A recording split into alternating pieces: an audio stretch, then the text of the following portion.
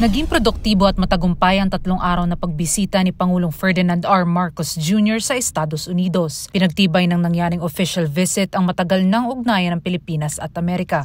We reaffirmed our mutual commitment to further strengthening our long-standing alliance and growing our economies for the benefit of the people and in pursuit of our national interest. We exchanged views on key regional and international security issues, focusing on how the two countries could cooperate and contribute towards addressing common challenges and priorities. Ayon kay Pangulong Marcos, tiniyak ni US President Donald Trump ang commitment ng US sa 1951 Mutual Defense Treaty.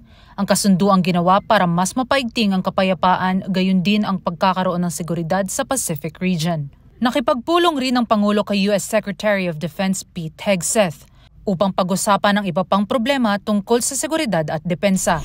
As in our previous meeting in Manila last March, he reiterated the importance of deepening defense cooperation. This to establish deterrence in the Indo-Pacific region. Nangako rin ng US ng karagdagang $15 million na pangsuporta sa private development sa ilalim ng Luzon Economic Corridor Initiative at $48 million naman para sa foreign-assisted projects.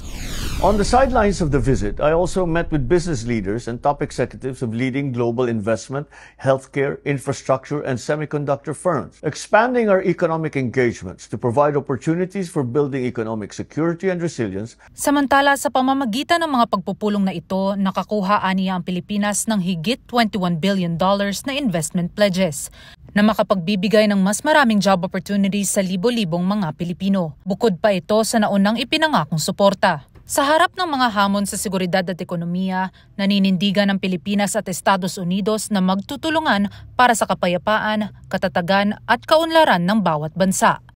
Para sa totoong balita sa Bagong Pilipinas, Sofia Potenciano, Congress News.